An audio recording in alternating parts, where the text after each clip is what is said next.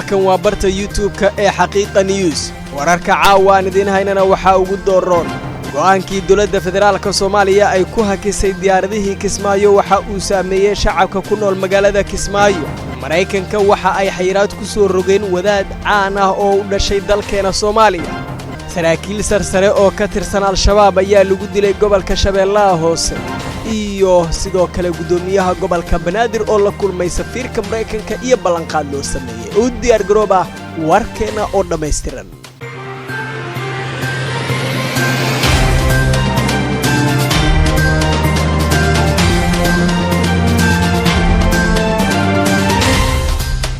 halkan waa Xaqiiqo News fadlan haddii aad nagu cusub tahay subscribe saar si aad u hesho wararkeena joogtada ah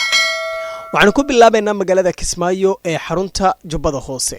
iyada oo horay dawladda federaalka Soomaaliya ay hakad u galisay diyaaradihii duulimaadka ee aadi jiray magaalada Kismaayo ayaa shacabka ku nool halkaas waxa la soo warinayaa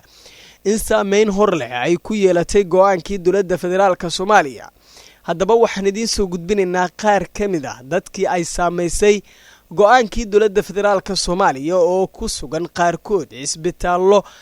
una baahan in ay helaan gurmad kuwaas oo codsaday in dawladda federaalka Soomaaliya sida ugu dhaqsiyaha badan ay ka laabato go'aankii xayiraadda ee diyaaradaha Kismaayo la'aan meeshaan u fadhinaa saasna ilaahay xaqiisa ma ahan islaamnimo ma ahan madaxweynenimo ma ahan madaxweyne waxa la rabaa inuu u diirnaxo dadweynaha inuu u diirnaxo markaas uu meeqaan gaaraya markaas uu asna meeshu rabo tagaya ilaahayna uu la jiraaya dad masaakiin ah maskaxda uga istaagtid adna waa ulgaaga istaagi si degdeg ah waxaan u baahanahay diyaaradaha inaan noo soo fasaxday maalmood ee naloo keeni jiray dawooyinka iyo agabka aan ku shaqeyno laguna keeni jiray dayuuradaha ka soo baxa Nairobi hakad baa galay taasi waxay keentay isbitaalka dawooyinkiisii iyo qalabkii bukaanka loogu adeegayay inay gabaabsi yihiin in badanna ay go'an yihiinba tusaale isbitaalka maalin walba gabdho fara badan oo dhiig baxa ama xilliga uurka ha dhiig baxeen ama xilliga dhalmada ha dhiig baxeen ama dhalmada kadib ha dhiig baxeen ama sidooda kaleba dhiig la'aan ha u noqdeen dhiig baa cisho walba lagu shubaa gabdho fara badan iyo bukaan kale oo badanba sababtoo isbitaalkani waa isbitaal referral goobaha caafimaadka ee Jubbaland kiisaska culculus oo dhan meesha loo soo diray weey dadkii sidaa ahaa waqtigan hadda aynu taaganahay galabta ma hayno baagi dhiigga lagula shubayay ruuxa dhiigga u baahan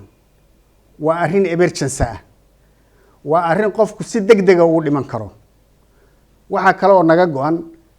dawooyin iyaguna sidaas oo kale dawooyinka emergency ah muhiimad weyn isbitaalka u leeyahay bukaanka waa hagaag wali waxaad naga daawanaysaan barta YouTube-ka ee Xaqiiqo News fadlan haddii aad nagu cusub tahay subscribe saar markan waxaan eegaynaa gobolka Shabeellaha Hoose waxa la sheegay in lagu dilay saraakiil sarsare oo ka tirsan dhaqdhaqaaqa al-shabaab howlgalkan ay sameeyeen ciidanka xoogga dalka Soomaaliyeed ee ku sugan gobolka Shabeellaha Hoose ayaa lagu dilay xubno ka tirsan dhaqdhaqaaqa al-shabaab iyadoo oo sidoo kale lagu soo qabqabtay hub iyo saanad kale oo ay adeegsan jireen ilaa iyo 7 xubnood oo ka tirsan dhaqdhaqaaqa al-shabaab ayaa lagu qaarijiyay howlgal ballaaran oo ay ciidamada xoogga dalka ka sameeyeen oo ay ka fuliyeen bar ay ku dhuumaaleysanayeen oo ku dhow deegaanka Gandarshe iyo dhanacne oo ka tirsan gobolka Shabeellaha Hoose iyadoo oo sidoo kale lagu soo qabqabtay hub iyo rasaas 24 saac ee ugu dambeeyay taliyaha ku-xigeenka qaybta 12aad ee Abriil ee ciidanka xoogga dalka Soomaaliyeed gaashaanle sare Xasan Aadan Xaashi ayaa wakaalada Soona u sheegay in howlgalkaas qasaaro xoog leh ay ku gaarsiiyeen dhaqdhaqaaqa al-shabaab waxaana uu sheegay inay sii wadi doonaan howlgallada ay kula dagaalamayaan dhaqdhaqaaqa al-shabaab Mareykanka waxay xayiraad ku soo rogeen wadaad caan ah war qoraal ah oo ka soo baxay dawladda Mareykanka ayaa xayiraad dhinaca socdaalka ah loogu soo rogay ku dhawaad 7 ruux oo la xiriirinayo kamid ahaanshaha waxaa loogu yeero argagixisada lagu sheegay qoraal ka soo baxay dowladda Mareykanka. Warbaahinta Kenya ayaa baahisay magacyada shakhsiyaad ay sheegeen in ay xayiraad ku soo rogtay dowladda Mareykanka, sidoo kalena laga soo xigtay wasaaradda maaliyadda ee dalka Mareykanka qaybta qaabilsan arrimaha dibadda. Magacyada dadka xayiraadda lagu soo rogay waxaa ka mid ah Soomaali Kenyaan ay ku jiraan culimo aad looga yaqaano gudaha Kenya, gaar ahaan magaalada Garissa ee gobolka Waqooyi Bari ee dalkaasi Kenya. ilaa iyo 7 xubnood oo ay sheegtay dowladda Mareykanka ayaa waxaa ka mid ahaa sheekh caan ah oo lagu magacaabo Sheekh Xasan Xuseen, isla markaana aad looga yaqaano gobolka Waqooyi Bari ee dalka Kenya.